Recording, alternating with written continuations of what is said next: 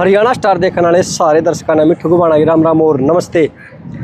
मैं लगातार भाई 3 दिन से हरिद्वार में हूँ और लगातार अपने लाइव के माध्यम से इंटरव्यू दिखाने लग रहा हूँ साधु संतों के। और मेरे पीछे देश को गंगा मैया पूरा अपना रूप धारण कर रही है, पूरे तेज बहाव है पानी का और मज़ा आ रहा है। और गंगा किनारे मिल गए मुझे साध्वी जी, दुनिया की सबसे खूबसूरत साध्वी गंगा किनारे मुझे मिल गई है। मैं बात करूँगा इनके जीवन के बारे में कि इनका जीवन कहाँ से शुरू हुआ, क्योंकि एक लड़की होती है उसको हमेशा पर्दे में रखा जाता है और साध्वी जी समाज के सामने आ गई चोला धारण करके। तो बात करेंगे साध्वी जी से। नमस्कार जी, सत साहिब, ठीक हो? जय माता दी। बिल्कुल जी, स्वस्थ है? बिल्कुल। अच्छा साध्वी जी, आज बात करें, देखो मैंने बहुत साधु संतों के इंटरव्यू करे, कभी किसी साध्वी के इंटरव्यू नहीं किया। मेरा पहला इंटरव्यू साध्वी के साथ। अगर कोई गलती हो तो मुझे माफ़ करना, ठीक है जी। तो सबसे पहले आप अपना परिचय अपने अंदाज में हमारे दर्शकों को। जय माता दी। मेरा नाम साध्वी तीर्था सरस्वती, शिष्य स्वामी सहज प्रकाश सरस्वती जी। अच्छा जी, ये आपका नाम जब आपने चोला दान किया हुआ जब पढ़े, उससे पहले आपके जीवन के बारे में बातें करेंगे। शुरू से बताओ कि आपका जन्म कब हुआ और कहाँ हुआ और क्या नाम था आपका? मेरा नाम शुरू से ही तृप्ता रहा है और मेरा जन्म है जो पंजाब का है। पंजाब जी। कौन से सन में जन्म हुआ?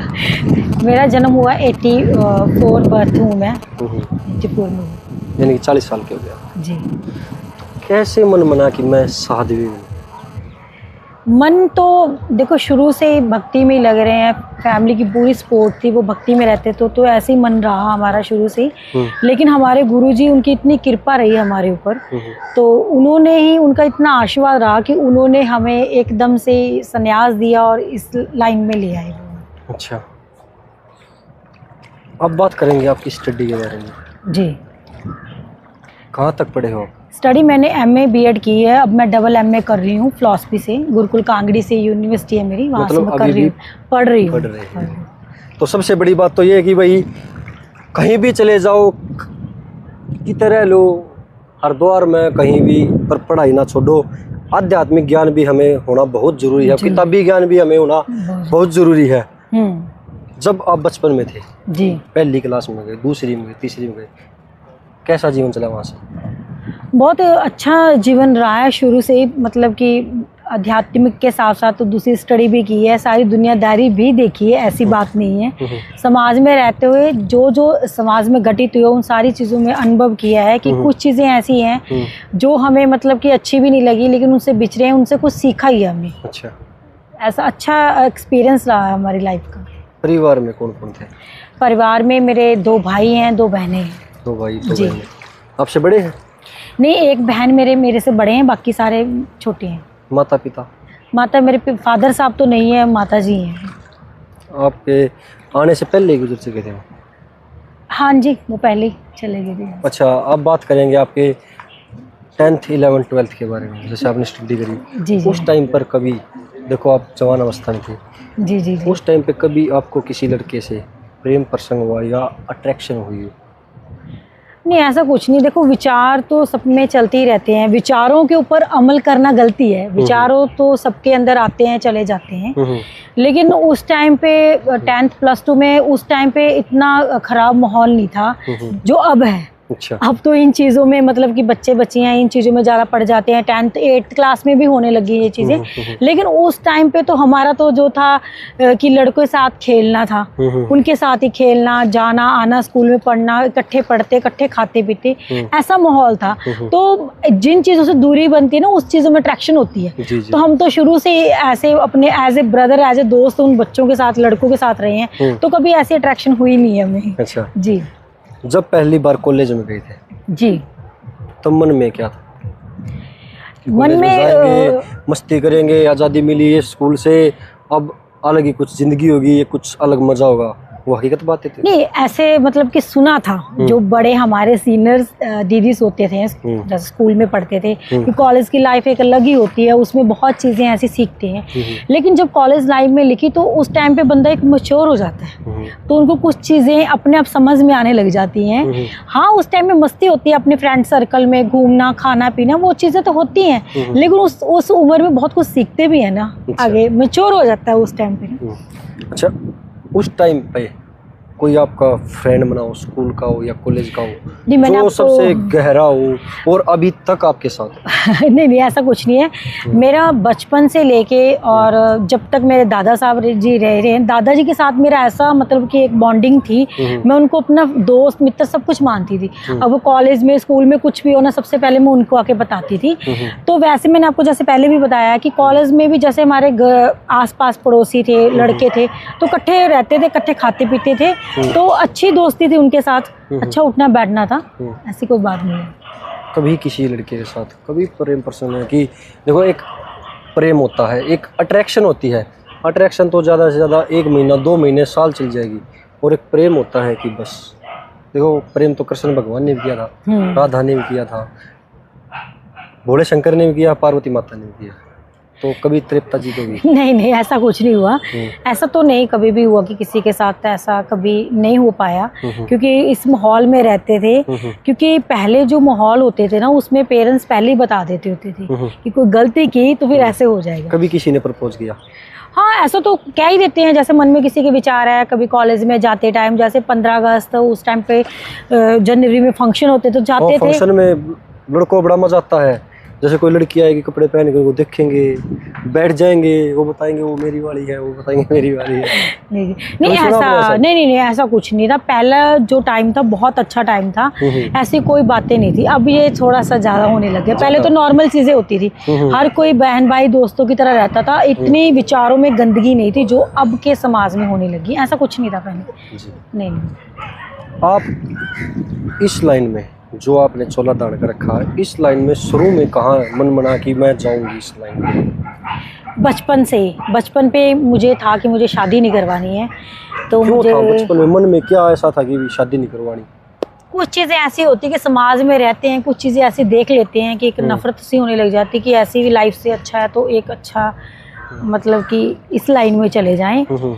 कुछ ऐसी चीज़ थी पड़ोसियों में, मतलब मैंने देख ली कि बहुत ही दुर्दशा थी इन चीज़ों में, तो फिर मैंने उस टाइम पे विचार बनाया था कि मैं इस लाइफ में नहीं जाऊंगी। हालांकि हमारी फैमिली में ऐसा कुछ भी नहीं था, मेरे फादर और मेरे मदर दोनों का इतना प्यार था, दादा दादी का इतना प्यार था, वो इतने अच्छे से रहते थे। लेकिन पता नहीं एक ऐसी घटना हुई उसने मेरे, आज भी मैं उस चीज़ को सोचती हूँ, थोड़ा सा मेरे मन में होता है कि ये लाइफ ही ज़्यादा अच्छी है, उस लाइफ में कुछ भी ऐसा नहीं। सन्यासी जीवन वाकई में बहुत अच्छा, बहुत अच्छा है। अच्छा, बिल्कुल। अगर कोई लड़की आपके जैसे सन्यासी बनना चाहती है तो आप उसको क्या राय दोगे अपने? मैं तो उसको सपोर्ट ही करूँगी। मैं तो ऐसे ही कहूँगी कि अगर मेरे से कोई पूछे पर्सनली कि मैरिज लाइफ में जाएं जहाँ संन्यास लें इस लाइफ में, तो मैं इसको ही प्रेफर करूँगी। ये लाइफ ज़्यादा अच्छी ज़्यादा आपके हिसाब से? बिल्कुल। किस चीज़ की मतलब कि कमी नहीं हमें महसूस होती। अपना पार्ट पूरा जब मर्जी करो, कोई बंदिश नहीं है, कोई बंदिश नहीं है हमें कि हमने वहाँ नहीं जाना। यानी हमारे खुले विचार हैं, खुली किताब की तरह हमारी लाइफ हो जाती है। और भक्ति भी जब दिल करे करें, कोई बंदिश नहीं होती इस लाइफ में, तो ये ज़्यादा बेस्ट है। उस लाइफ में बहुत ज़्यादा जिम्मेदारियाँ होती हैं। ऐसा नहीं मैं कहती कि जिम्मेदारियों से भागना चाहिए, लेकिन उस लाइफ से ये लाइफ ज़्यादा अच्छी है। अच्छा, देखो हमने गाँव में देखा है कि जब कोई लड़का साधु बनता है तो उसको पता नहीं लोग क्या क्या बोलते हैं, ये तो मुड्ढा बन गया, खाना कमाना बस की नहीं रहा, चोला दान कर लिया। सुना होगा आपने भी बहुत। तो आपने भी अपने बारे में ऐसी कुछ बातें सुनी? नहीं, देखो लोगों का तो कहना ही है, लोगों ने तो किसी को नहीं छोड़ा है। कहते हैं क्यों नहीं कमा सकते हम। जैसे मैंने MA B.Ed की है, मैंने पहले टीचर लाइन में ली हूँ, मैं आचार्य भी रही हूँ जो कि, तो मुझे ऐसा नहीं है कि हम कमा नहीं सकते, लेकिन एक अंदर से एक भावना होती है, अंदर से हमारा एक दृढ़ निश्चय होता है कि हमने इस लाइन में चलना है, तो हम चल रहे हैं। हमें किसी चीज़ की कमी नहीं। आज भी अगर हम चाहें तो जो गृहस्थी है उनसे बेटर कुछ भी कर सकते हैं। कमाने की बात नहीं होती ये लोग, तो ये लोगों की कहने की बात है कि इसलिए संत बन जाते हैं, ऐसे कुछ नहीं है। कमाने बताने को क्या है। अगर ये सोचे इस लाइन में भी बहुत मेहनत करनी पड़ती है, एक देखी तलवार के ऊपर चलने के बराबर। बिल्कुल। देखो मैंने रामानंद महाराज जी का कल ही इंटरव्यू करा था, उन्होंने एक बात बताई थी इसी बात पे कि अगर एक साधु संत को अगर खाना कमाना नहीं होता, इसी चोले दान करता, तो मैं अपने परिवार में रह के कितने बंदों का पेट पाल लेता। ज़्यादा से ज़्यादा अपने बच्चों का, 2 बच्चे हो जाते, मेरी वाइफ हो जाती, मेरी माँ हो जाती, मेरे पिताजी होते, यानी कि 6 जन। और अब मैं 700 बंदों को डेली सुबह और शाम भोजन करवाता। बिल्कुल, तो मैं वही तो कह रही हूँ, मतलब कि उस जिम्मेदारी से ये जिम्मेदारी बड़ी है। कहाँ एक परिवार में सीमित रहना, कहाँ समाज में कितने लोगों के बीच में विचरना, ये छोटी बात नहीं है। आपकी मम्मी जी ने आपको मना नहीं किया, आपके जो बहन भाई हैं जो आपसे बड़े भी हुए, उन्होंने मना नहीं किया कि नहीं तृप्ता ये सही लाइन नहीं है, समाज क्या बोलेगा? देखो नहीं, ऐसा कुछ नहीं है। अभी जैसे कभी ना कभी बात तो होती है। अभी बहन सारे सम्मान करते हैं, पहले वो एक छोटे बहन भाई की तरह भी समझते थे, बड़े की तरह, अब वो सम्मान देते हैं कि साध्वी है, उस तरीके से भी बात करते हैं। कभी उनके फ़ोन भी आते हैं, वो कई बार मुझे ये बात कहते हैं कि मतलब हमने गलत फैसला ले लिया शादी करवा के, तुम अच्छी हो। तो मैं कह रही हूँ जिस लाइफ में चले गए अब उसको अच्छे से निभाना तो पड़ेगा ही। अब जो रोल मिला उसको अच्छे से अदा करना पड़ेगा। तो उनका भी अभी विचार है, वो मुझे कई बार पर्सनली कहते हैं कि हमारे से गलती हुई जो हम इस लाइन में, तुम अच्छी रहेगी, तुम इस लाइन में। कोई नहीं बुला लो उनको भी। नहीं नहीं, ऐसा नहीं है कि सन्यासी जीवन जो हमारे ग्रस्त है, जो हमारी जिम्मेदारी है उसको निभाए के बिना हम इस लाइन में कैसे ही आ सकते हैं। जब उन्होंने उस जीवन में लिया, अब उनके बच्चे हैं, जब तक बच्चे अपने ऊपर डिपेंड नहीं हो सकते तो उनको इस लाइफ में लाइन में नहीं आना चाहिए। अच्छा, ये आप तो साध्वी कब बन गई थी, कौन से सन में? मैं साध्वी बन गई थी वैसे तो हम 2014 और 15 में गुरुजी के पास रहने लगे थे आश्रम में। कहाँ से मिले थे गुरुजी, किसने बताया? नहीं, हमारे जन्म स्थान है यहाँ पे मोगा पंजाब में, वहीं से हमारे गुरुजी भी थे, वहीं रहते। अच्छा, मतलब आप बचपन से इनके पास जाते थे? बड़ा बड़ी इज्जत और सम्मान करते थे आपका? बहुत। उन्होंने नहीं रोका कि आपको नहीं बेटा कि सन्यासी? नहीं, उन्होंने हमें इस तरीके से तैयार किया। उन्होंने हमें कुछ चीजें ऐसी बताई कि इस लाइन में चलना है। अच्छा। बहुत उन्होंने तो, क्योंकि वो बचपन में थे तो उन्होंने हमारे को भी यही समझाया, इस लाइन से दूसरी लाइन से ये लाइन ज़्यादा अच्छी है, आपने इस लाइन चलने में। बाकी तो हमारा शुरू से मन ही था। जी। अच्छा, कभी जब आप सन्यासी जीवन में आ गए उसके बाद देखो साधु संत है और भी दुनिया है, आप घर से इतनी दूर हरिद्वार में रहते हो, यहाँ पे किसी ने आपके साथ बदतमीजी की हो या कभी किसी ने प्रपोज किया? नहीं, बदतमीजी तो क्या ही करेगा कोई। हमारे पास अस्त्र शस्त्र होते हैं, हम भी अपने अस्त्र शस्त्रों को जब यूज़ करते हैं। वैसे इतनी बदतमीजी वैसे जल्दी से कोई करता नहीं है, क्योंकि जब हम किसी इष्ट को मानते हैं तो उसका एक ऑरा बन जाता है हमारे चारों ओर। कोई मुंह से तो बोल सकता है तो उसको अपने आप जवाब भी मिल जाता है। तो ज़्यादा ऐसा कभी किसी ने कहा नहीं है, बस ऐसा ही कह देते कि साध्वी जी आप बहुत खूबसूरत है, आप बहुत सुंदर। ये चीज़ें तो नॉर्मल चीज़ें हैं, किसी को सुंदर लगना ये कोई बड़ी बात नहीं है। विचारों से अगर हम अच्छे हैं तो दूसरे भी अच्छे ही लगेगा हमें, तो इस चीज़ मैं इन चीज़ों को नॉर्मल मानती हूँ। अच्छा, कभी किसी को देख के अट्रैक्शन होता आपके मन में? नहीं, अभी तो क्या ही होना है अट्रैक्शन, वो एक उम्र थी वो निकल गई, अब तो क्या ही अट्रैक्शन होना है। अच्छा जी। तो वही मेरे साथ थी तृप्ता साध्वी जी, और मैंने इनके पूरे जीवन परिचय के बारे में बात की, जो भी प्रश्न पूछा इन्होंने बताया, आप तक पहुंचाया। एक साध्वी का जीवन देखो बता दिया कैसा होता है, और एक आम लड़की का जीवन देखो। हमें देखा साध्वी जी की एक लड़की हो पर्दे में रखी जाती है हमेशा, आपने देखी तो सही बात है। एक लड़की को मतलब हमेशा पर्दे के पीछे रखा जाता है कि बंदिश में रहती हो हमेशा। नहीं, वो जमाना बहुत पुरानी बात आप कर रहे हो। आजकल तो जितना लड़कियां आगे हैं लड़के उतने नहीं। गाँव में अभी भी माहौल है, पर्दे के पीछे रखते हैं, क्योंकि माहौल ऐसा चल पड़ा है। माँ बाप के जहन में ये चीज़ चली है कि हमारी लड़कियों को मतलब कि अगर खुला छोड़ देंगे तो कुछ चीज़ें गलत हो जाती है। तो माँ बाप के वो जो देखी होती है, आजकल सोशल मीडिया में सारी चीज़ें दिख रही हैं कि बच्चे क्या क्या कर रहे हैं, माँ बाप के इज्जत कहाँ से कहाँ चली जाती है। तो उन चीज़ों में वो सोचते हैं कि हम बच्चों को पर्दे में, मैं तो ऐसा सोचती हूँ कि हमेशा बच्चों को खुला छोड़ना चाहिए, पर्दे के अंदर नहीं। अगर जितना बच्चा खुला रहेगा वो खुले समाज में रहेगा, उसकी सोच, क्योंकि जिस चीज़ से हम रोकते हैं ना तो मंदिर के अंदर से मन से आता है कि मुझे ये चीज़ करके तो देखनी चाहिए कैसे। क्या है। क्या? अब हमें शुरू से बचपन से हमारे पेरेंट्स ने कभी नहीं रोका कि तुमने उस लड़के के साथ नहीं खेलना, उसको नहीं बुलाना। तो हमारे खुले विचार रहे थे, हम अपने उनको बहन भाई की तरह समझते, दोस्त की तरह समझते, वैसे रहे हैं। तो इसलिए ज़्यादा अट्रैक्शन नहीं रही, क्योंकि वो चीज़ें हमारे साथ ही तो रही हैं, उनमें क्या फ़र्क रह जाएगा। अब जब बंदिशों में रखते हैं फिर बच्चा थोड़ा सा बिगड़ता है। इतनी छूट भी ना दो और इतनी बंदिशों में ना रखो। आप किस भगवान को मानते हो? मैं, मेरी इष्ट है जो हमारी माता रानी है, मैं माता रानी को मानती हूँ जी। कौन सी माता?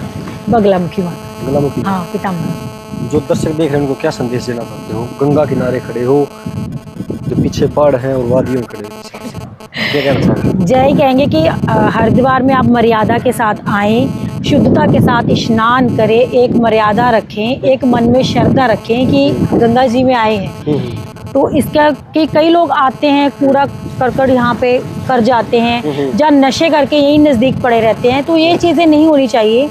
जिस चीज़ की पवित्रता, उसको पवित्रता को कायम रखने में हमारी अहम भूमिका होनी चाहिए। तो आइए, आपका हरिद्वार में मोस्ट वेलकम है। गंगा दशहरा आता है इन चीज़ों में, जैसे अब कावड़ आ रही है गंगा जल लेकर, तो कुछ दिनों के लिए ना इसको रखें, हम इसको श्रद्धा को बरकरार रखें और हर दिन हर पल माता जी की पवित्रता को याद करते हुए जब भी आपका मन करे, कभी ये शांत होते हैं, जैसे इनकी लहरें चलती है ना, तो देखते हैं तो मन को बड़ी असीम सी शांति मिलती है। अब आजकल लोगों को स्ट्रेस बहुत ज़्यादा होता है, आपने देखा वो गंगा किनारे बहुत ज़्यादा लोग बैठे रहते हैं और लहरों को देखते रहते हैं। तो इनसे भी सीखना मिलता है। बिना रुकावट के ये चल रही है, तो हमारा जीवन भी ऐसे ही है। जैसे ये चलते रहते हैं, हमें अपने जीवन में कि रुकावटें आती हैं, सुख दुख आएंगे, उतार चढ़ाव आएंगे, लेकिन हमें अपने लाइफ में चलते ही रहना है। इसे सीख लेने चाहिए। जय। तो भाई इस वीडियो में कर दो शेयर, और आपको साध्वी जी के विचार कैसे लगे कमेंट सेक्शन में अपनी राय जरूर देना, और वीडियो कर देना लाइक, और अच्छे अच्छे कमेंट करना। राम राम सारे भैया।